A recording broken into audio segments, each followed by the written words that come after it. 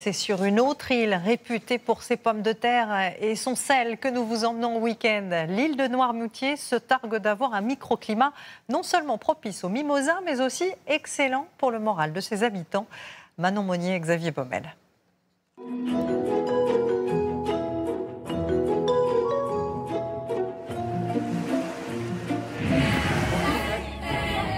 Un climat doux à l'automne, une île accessible à tout moment grâce à son pont. Noirmoutier est une destination accessible et agréable le temps d'un week-end. Des marées salant à la navigation, l'île vit au rythme de la mer et de la terre, ce qui en fait toute son authenticité. À la marée basse, nous atteignons l'île de Noirmoutier grâce au passage du Gois. Il faut s'imaginer ici qu'à marée haute, tout est recouvert. Les fonds marins sont donc très accessibles. Un endroit parfait pour notre premier bon plan. Bonjour messieurs. Bonjour. Je vous apporte le matériel nécessaire. Une petite réglette pour pêcher aux normes. C'est-à-dire que la palourde, c'est 3,5 cm.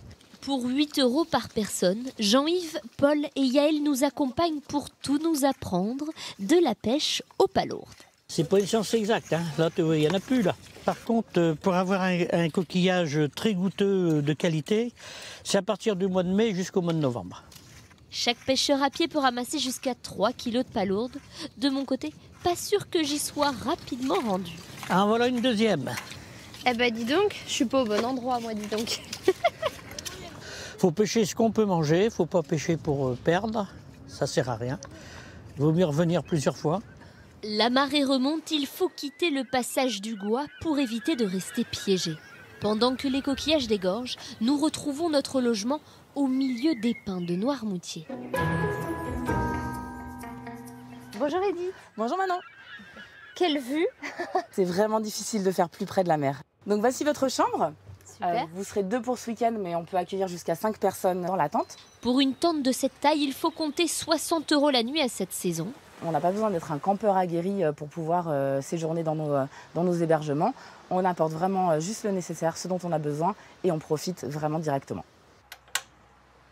Atout incontestable de ce logement, la cuisine prête à l'emploi, parfaite pour cuire nos palourdes avec Jean-Yves. Ça y est, la pêche est faite. Maintenant, on va passer à la dégustation, on va les cuisiner. Tout est dans le fond de la cocotte. On va remettre un petit peu de vin blanc et puis les oignons. Il n'y a plus qu'à attendre. On va secouer tout ça un peu. Finalement, c'est un peu comme des moules marinières. Exactement pareil. Les palourdes pêchées ce matin et vont être dégustées pour midi.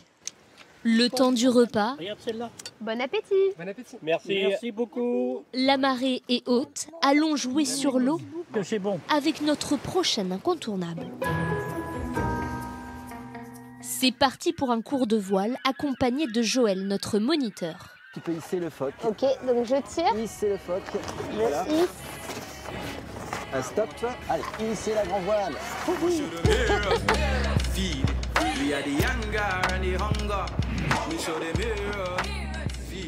C'est facilement manœuvrable, je trouve.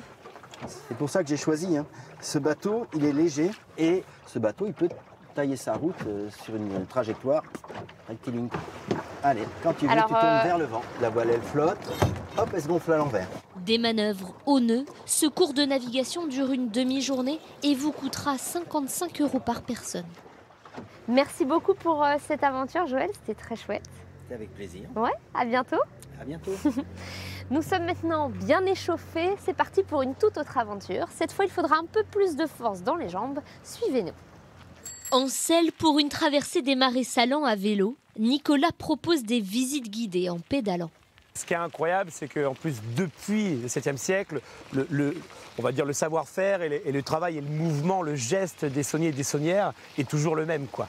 Aujourd'hui, une centaine de sauniers entretient la tradition agricole de l'île. En fait, la première économie de l'île, c'est le tourisme, mais en second, c'est l'agriculture. Et on dit bien aussi bien l'agriculture de terre que de mer. L'île a gardé toute son authenticité grâce à sa pêche. Pour notre deuxième journée, nous allons découvrir un lieu normalement interdit au public.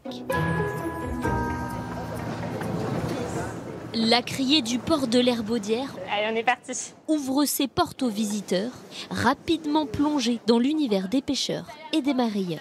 Donc on est situé dans la salle des ventes de la criée de l'Herbaudière et vous êtes l'un de mes acheteurs aujourd'hui pour le poisson. Les marailleurs principalement, mais ça peut être aussi d'autres corps de métier qui viennent acheter à partir du moment où c'est des professionnels. Mais avant la vente, les pêcheurs ont un autre travail en arrivant au port. Ils ont bien fait un tri par espèce. Donc vous avez des bacs en fonction de l'espèce du poisson. L'avantage de cette visite, c'est qu'on est au cœur du métier de pêcheur. Ici, ils viennent juste d'arriver et de trier les poissons. Donc les visiteurs et moi, on en profite pour regarder ce qui se passe.